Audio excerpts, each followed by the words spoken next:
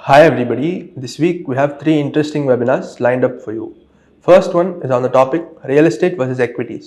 So in this webinar, we'll be discussing about the pros and cons of the real estate market and also how you can allocate between real estate and equities. Second one is on good investing at bad times. So here we'll be discussing about investment strategies which can weather all market conditions. Third one is on will the US elections impact the stock market? So if you are someone who is confused on how the markets will react from here, do tune into this webinar. All the registration links are given below in the description. Do check it out. Hope to see you all there. Thanks.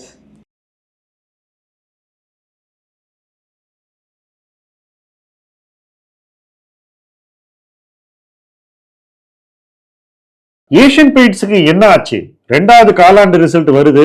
Result வர்றதுக்கு முன்னாடியே Asian பெயிண்டின் பங்கு விலை தொடர்ந்து குறைஞ்சிக்கிட்டே வருது.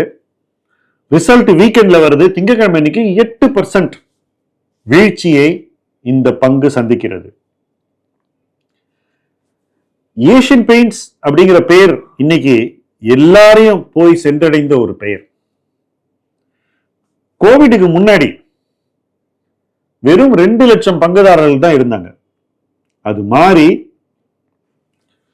June 24 இறுதியில 11 லட்சம் share holders இருந்தாங்க இந்த கம்பெனில. இப்ப மறுபடியும் ஷேர் ஹோல்டர் எண்ணிக்கை குறைய ஆரம்பிச்சிருக்கு. இந்த ரிசல்ட் வரதுக்கு முன்னாடி 9.75 லேக் ஷேர் ஹோல்டர்ஸ் இருந்தாங்க செப்டம்பர் 30. அப்போ பங்குதாரர் எண்ணிக்கை 5 மடங்கு அதிகரிக்குதுன்னா அதை நீங்க எப்படி புரிஞ்சுக்கணுங்கிறத ஃபர்ஸ்ட் நம்ம பேசுவோம். சிம்பிளா சொல்றேன். கோவிடுக்கு அப்புறம் வந்த இன்வெஸ்டர்ஸ் கிட்ட போய் 2 சிறந்த நிறுவனங்கள் பெயர் சொல்லுங்க அப்படின்னாக்கா ஈஸியா சொல்லக்கூடிய பெயர்கள் ஒன்னு ஐடிசி, இன்னொன்னு ஏஷியன் பெயிண்ட்ஸ். ஏன்னா அந்த அளவுக்கு இந்த நிறுவனங்களை பத்தி பொதுவெளியில் குறிப்பிட்டு சொல்லணும்னா சோசியல் மீடியால பேசிக்கிட்டே இருக்காங்க. குறிப்பிட்ட இன்ஃப்ளூயன்சர்ஸ் அல்லது மார்க்கெட் வாய்ஸஸ் இந்த கம்பெனியை பத்தி ஏற்படுத்திய ஒரு பிம்பம் இருக்கு பாருங்க, அது சாமானிய முதலீட்டாளர் மேல அந்த அளவுக்கு தாக்கத்தை ஏற்படுத்தி இருக்கிறது. அந்த வகையில தான் நான் ஐடிசியும் ஏஷியன் பெயிண்ட்ஸையும் ஒரே சமநிலையில வச்சு பார்க்கிறேன். இன்னொரு ஆஸ்பெக்டும் இந்த 2 கம்பெனி கம்பேரிசனுக்கு ரொம்ப முக்கியங்க. கோவிடுக்கு முன்னாடியே தன்னுடைய பிசினஸ்ல ஐடிசி ஸ்ட்ரகிள் ஆக ஆரம்பிச்சது. எப்படின்னு கேக்குறீங்களா? வால்யூம் குரோத் இல்ல. எதுலன்னா சிகரெட்ல வால்யூம் குரோத் இல்லாத இருந்துச்சுனாக்கா மார்க்கெட் என்ன பயப்படும்னா ஒருவேளை வால்யூம் குறையுமோ அப்படின்னு பயப்படும். அப்ப வால்யூம் குறைஞ்சாக்கா இந்த நிறுவனத்தினால தன்னுடைய விலையை ஏற்ற முடியாது அப்படின்னு மார்க்கெட் பயப்படும். இது எல்லாமே நடந்தது. ஏன் வால்யூம் குரோத் இல்ல? போட்டிச்சூழல் அப்படி இருந்தது. இம்போர்ட்டட் சிகரெட்ஸ் நிறைய வந்துட்டு இருந்தது. மால்பரோ மாதிரி பிராண்ட் இந்தியாவில நல்ல ப்ராடக்டை கொண்டு வந்து குறைஞ்ச விலையில வித்துக்கிட்டு இருந்தாங்க. இதுக்கு ஐடிசினால ஈடு கொடுக்க முடியல. இந்த சூழ்நிலையில தான் இந்த ஐடிசி பங்கு கொரோனாவை என்டர் பண்ணுது. அதுக்கு முன்னாடியே 320 ரூபாயில இருந்து ஸ்டாக் பிரைஸ் இறங்கிக்கிட்டே வருது. கொரோனா வந்த போது அந்த ஸ்டாக் பிரைஸ் 140 வரைக்கும் போகுது. முக்காவாசி இன்வெஸ்டர் இந்த கம்பெனியை கேள்விப்பட்டதே இந்த 140ல இருந்து ஏறி வரும்போதா. ஏன்னா அப்பதான் அவங்க எல்லாம் மார்க்கெட்டுக்குள்ளேயே வர்றாங்க. பட் ஒரு செக்ஷன் இருக்காங்க 320ல இருந்து 140 வரைக்கும் பார்த்தவங்க. அவங்க 320ல இருந்து 140 வரைக்கும் ஐடிசியை பார்க்கும்போது இந்த பேட் நியூஸ் எல்லாம் வருது. Volume de growth, value growth பத்தின சந்தேகங்கள், indiscriminate import of cigarettes, dumping by foreign players எல்லாம் நடக்குது. போட்டி களம் பயங்கர இன்டென்ஸா மாறுது. இப்ப ஏஷியன் பெயிண்ட்ஸ்க்கு வருவோம். என்னடா இது ஏஷியன் பெயிண்ட்ஸ் டைட்டில் சொல்லிட்டு ஐடிசி பத்தி பேசுறீங்களேன்னு கூட சில பேர் இந்நேரம் யோசிச்சிருக்கலாம். பட் நான் சொன்ன பாயிண்ட்ஸ் எல்லாம் நோட் பண்ணுங்க.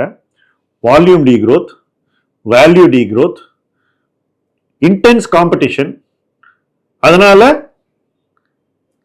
ப்ராஃபிட் அதிகரிக்கிறதுக்கும் வருவாயை அதிகரிக்கிறதுக்கும் நிறைய சேலஞ்சஸ். இந்த களச்சூழல் இப்போ ஏஷியன் பெயிண்ட்ஸுக்கு ஆரம்ப கட்டத்தில் இருக்கு. ஸோ ப்ராபப்ளி ஐடிசி ஒரு ரூபாய் ஸ்டாக் பிரைஸ் இருந்தப்போ இருந்த சூழ்நிலை இன்னைக்கு ஏஷியன் பெயிண்ட்ஸுக்கு இருக்குன்னு வச்சுக்கோமே. அதுக்கப்புறம் இந்த ரிசல்ட் வந்திருக்கு.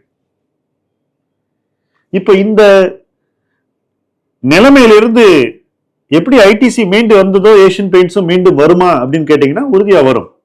பட் ஒரு வெயிட்டிங் பீரியட் இருக்கு. அந்த வெயிட்டிங் பீரியட்ல நடக்கக்கூடிய நிகழ்வுகள் எல்லாம் பங்குச்சந்தை ஜீரணிக்க வேண்டும். ஐடிசிக்கு கொரோனான்னு ஒரு நிகழ்வு வந்தது. அதுக்கப்புறம் வேலை ரொம்ப சீக்கிரம் கீழே இறங்கிடுச்சு. அங்கேருந்து ரீபவுண்ட்ல ஃபாஸ்டா மேல வந்துருச்சு. அதுக்கப்புறம் நல்ல விஷயங்கள் நடக்க ஆரம்பிச்சது. ஒரு பாசிட்டிவ் சைக்கிள் வந்துருச்சு. பட் இன்னைக்கு உள்ள ஏஷியன் பெயிண்ட்ஸ் சிச்சுவேஷனுக்கு அந்த மாதிரி ஒரு ஆர்டிபிஷியல் கிரைசிஸ் கிடையாது. பிசினஸ்ல நின்று சண்டை போட்டு அடி வாங்கி திருப்பி அடி கொடுத்து மீண்டு வர வேண்டிய ஒரு சூழ்நிலை தான் ஏஷியன் பெயிண்ட்டுக்கு. ஃபர்ஸ்ட் என்ன நடந்ததுன்னு பேசுவோம். கிராசிம் என்ற நிறுவனம் ஆதித்யா பிர்லா குரூப்பை சேர்ந்த ஒரு கம்பெனி பெயிண்ட்ஸ்குள்ள வராங்க. நாங்க 5000 கோடி ரூபாய் இன்வெஸ்ட் பண்ணுவோம்னு சொல்றாங்க. இன்வெஸ்டும் பண்றாங்க. JSW பெரிய இன்வெஸ்ட்மெண்ட் பண்ணி பெயிண்ட்டுக்குள்ள வர்றாங்க. இது ரெண்டு நீங்க பொதுவெளியில் பார்த்த ஒரு தகவல். இப்ப நான் ஒரு 3வது தகவல் உங்களுக்கு சொல்ல போறேன்.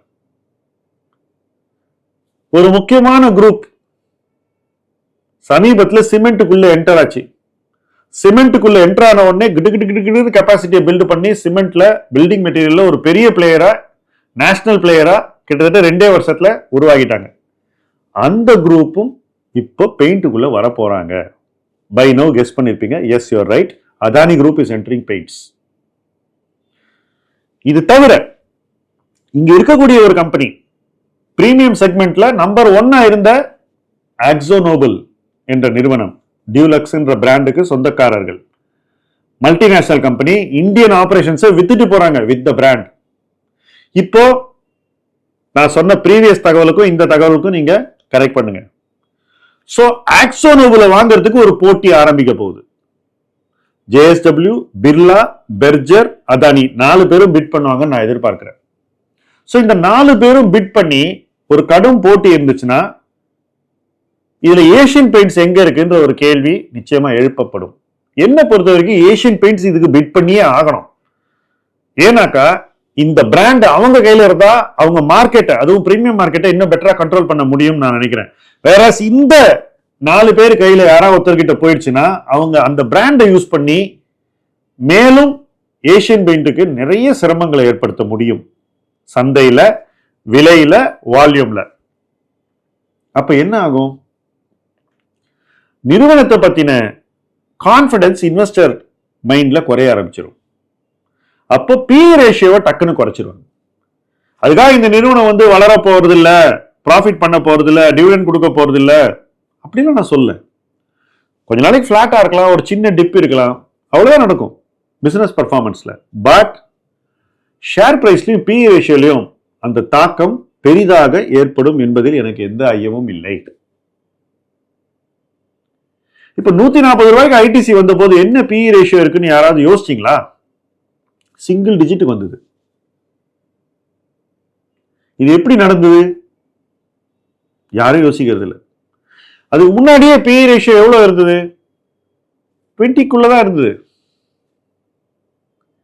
இப்ப ஏஷியன் பெயிண்ட்டுக்கு இந்த ரிசல்ட் வரதுக்கு முன்னாடி 55 பி இருந்தது. ப்ராஃபிட் குறைஞ்ச உடனே பி அதிகரிக்குது. அப்ப மார்க்கெட் என்ன பண்ணும்? இன்னும் பயப்படும். இப்ப இந்த மாதிரியான காம்படிட்டிவ் நியூஸ் வர வர மார்க்கெட்ல இந்த பயம் அதிகரிக்குமா குறையுமா? சார், நான் இப்போ சொன்ன பாயிண்ட்ல ஏஷியன் பெயிண்ட் போய் டியூலக்ஸ் வாங்கினா எல்லாம் சரியாயிடுமா அப்படின்ற கேள்வியை இப்ப எழுப்போம். போட்டிச்சூழலை இன்னும் பெட்டரா கண்ட்ரோல் பண்ண முடியும் தான் நான் சொன்னேன். பட் அதிக விலை கொடுத்து ஒரு கம்பெனியை வாங்கினாக்கா அது பங்குதாரர்களுக்கு நிச்சயமா பிடிக்காது. ஷேர் மார்க்கெட்டுக்கு அக்விசிஷனை ஹை வேல்யூஷன்ல பண்ணா நிச்சயமா பிடிக்காது. ஆனா அது பண்ண வேண்டிய ஒரு கட்டாயம் ஏற்படலாம் என்று நான் நினைக்கிறேன். பட் அவங்க பண்ணுவாங்களா மாட்டாங்களான்னு அந்த போர்டு தான் முடிவு பண்ணும். க்ளோஸா இந்த கம்பெனியை வாட்ச் பண்ணக்கூடிய பலர் என்ன சொல்றாங்கன்னா அவங்க அதை பண்ண மாட்டாங்கன்னு சொல்றாங்க. சோ இதுல பல கருத்துக்கள் இருக்கு பாருங்க. நான் என்னுடைய கருத்து சொல்றேன், நான் மதிக்கக்கூடியவர்கள் சொல்ற ஒரு கருத்து சொல்றேன். இதையெல்லாம் ஏஷியன் பெயிண்ட் போர்டு எப்படி டிசைட் பண்ண போகுதுன்றதை நம்ம பொறுத்து தான் பார்க்கணும். பட் மத்த 4 பேர் வெரி வெரி ஸ்ட்ராங் பிட்டர்ஸ்ங்கிறது இங்க நம்ம புரிஞ்சுக்கணும். ஒருவேளை புதுசா எக்ஸ்ட்ராவா அதானியும் பெயிண்ட்டுக்குள்ள வந்தாங்கன்னாக்கா அது இன்னும் அழுத்தத்தை ஏற்படுத்தும் என்று நான் நினைக்கிறேன். அப்ப காம்படிட்டிவ் இன்டென்சிட்டி இன்னும் அதிகமாகும். அப்போ ப்ராஃபிட்டபிலிட்டி டெஃபினட்டா பிரஷருக்கு ஆளாகும். So Asian paints may be the least affected amongst all the paint manufacturers, but ஒட்டுமொத்த பெயிண்ட் இண்டஸ்ட்ரியோட PE ரேஷியோ குறைஞ்சிரும்ன்றதா என்னுடைய கருத்து. அதுதான் என்னுடைய எதிர்பார்ப்பு. அப்போ இன்னைக்கு 8% இறங்கிடுச்சு, நான் விழுற ஸ்டாக்கை வாங்குறேன்னு நேரா போய் குதிச்சு வாங்குறதுல நியாயம் இருக்கா இல்லையாங்கிறது நீங்க தான் முடிவு பண்ணணும். ஏன்னா பேட் நியூஸ் இன்னும் நிறைய வரும், காம்படிட்டிவ் நியூஸ் இன்னும் நிறைய வரும், இண்டஸ்ட்ரியில மாற்றங்கள் நிறைய வரும். அப்படின்னு இருக்கும்போது நீங்க ஒரே நாள்ல முடிவு பண்ணி வாங்கிட்டீங்கன்னா, உங்க காசெல்லாம் போட்டீங்கன்னா, அது ஒரு மெச்சூர் இன்வெஸ்டிங்கா இல்லையாங்கிறத ஒவ்வொரு இன்வெஸ்டரும் தான் டிசைட் பண்ணும். உங்க கருத்து என்னங்கிறத இந்த பாயிண்டை பத்தி நீங்க நிச்சயமா கமெண்ட் செக்ஷன்ல எழுதணும். ஒரே நாள்ல போய் இந்த ஸ்டாக்கை வாங்குறது மெச்சூர் இன்வெஸ்டிங்காக தெரியுதா உங்களுக்கு? உங்களுக்கு என்ன கருத்து இருக்குன்றத தாராளமா எழுதுங்க. சரி, இப்ப இவ்வளவு மாற்றங்கள் நடக்கக்கூடிய ஒரு இண்டஸ்ட்ரியில PE ரேஷியோ குறைய வேண்டும் என்பது என்னுடைய கணிப்பு அல்லது எதிர்பார்ப்பு. என் கணிப்பு தப்பாகலாம், அதை பத்தி நான் எதுவும் நினைக்கிறது இல்லை. பட் கெஸ் பண்றதும், அந்த கெஸ் சரியா போகுதா இல்லையான்னு பாக்குறதும், ஒரு மாற்றத்தையும் நம்மளுடைய கெஸ்ஸுக்குள்ள கொண்டு திருப்பி அதை அட்ஜஸ்ட் பண்றதும், மார்க்கெட்டில் நடக்கக்கூடிய நிகழ்வுகள், நமக்கு கிடைக்கக்கூடிய இண்டஸ்ட்ரி தகவல்கள், அதையெல்லாம் நம்முடைய எஸ்டிமேட்ஸ்குள்ள கொண்டு வரதும் நம்முடைய பொறுப்பு. ஸோ நம்ம சொன்ன ஒரு விஷயம் தப்பாயிடுச்சுன்னா கூட அது தப்பை திருப்பி திருத்துக்க வேண்டிய பொறுப்பும் நமக்கு தான் இருக்கு. பட் நிறைய விஷயங்கள் தொடர்ந்து நிகழ்வுகளாக நடக்கக்கூடிய ஒரு தொழில்ல செட் மைண்ட் செட் உதவாது அப்படின்னு நான் உறுதியா சொல்வேன். 3576 ரூபாய் இருந்த ஏஷியன் பெயிண்ட்ஸ் பீக்கு இன்னைக்கு 2500, அதனால நான் கண்ணை மூடிட்டு வாங்குறேன், இத்தனை % குறைஞ்சிடுச்சுன்னா நம்ம திங்க் பண்ண முடியாது. இன்றைய மதிப்பு என்ன? இன்றைய நிறுவன மதிப்பை இன்றைய பிசினஸ் பர்ஃபார்மன்ஸ் நியாயப்படுத்துதா? அடுத்து வரக்கூடிய காலாண்டுகள்ல பிசினஸ் பர்ஃபார்மன்ஸ் எப்படி இருக்கும்? கம்பெனி எப்படி கைட் பண்றாங்க? போட்டிச்சூழல் இன்னும் அதிகரிக்குமா அல்லது இதே அளவில் இருக்குமா? போட்டிச்சூழல் அதிகரித்தால் நிறுவனத்தினுடைய வருவாய் வளர்ச்சியும் லாப வளர்ச்சியும் எப்படி பாதிக்கப்படும்? அதை பத்தி கம்பெனி என்ன சொல்றாங்க, அனலிஸ்ட் என்ன சொல்றாங்க? இது எல்லாத்தையும் நம்ம நம்முடைய கணிப்புக்குள்ள கொண்டு வரணும். சோ சும்மா விலை இறங்கிடுச்சு அப்படின்ற ஒரு அடிப்படையில பங்கு வாங்குறதும், அது உடனே ஏறிடுன்னு எதிர்பார்க்கிறதும் என்ன பொறுத்த வரைக்கும் இந்த இடத்துல உதவாது.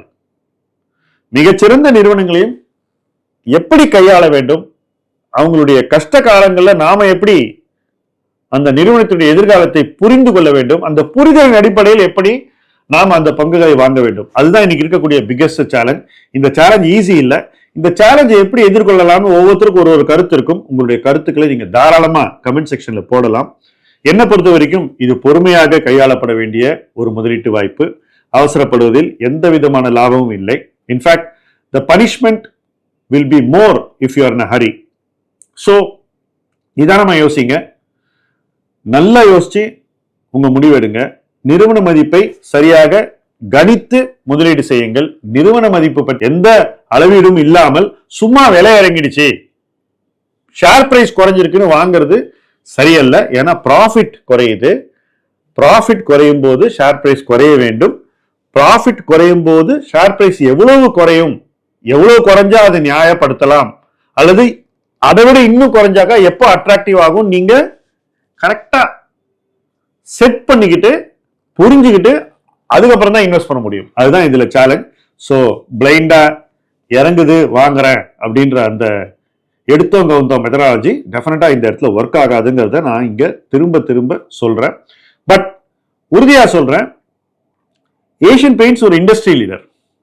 ஏதோ ஒரு இடத்துல இந்த காம்படிட்டிவ் மாற்றங்கள்லாம் ஸ்டெபிலைஸ் ஆயிடும். அதுக்கப்புறம் மறுபடியும் ஒட்டுமொத்த இண்டஸ்ட்ரி வளரும் போது ஏஷியனும் இண்டஸ்ட்ரியோடு வளரும்.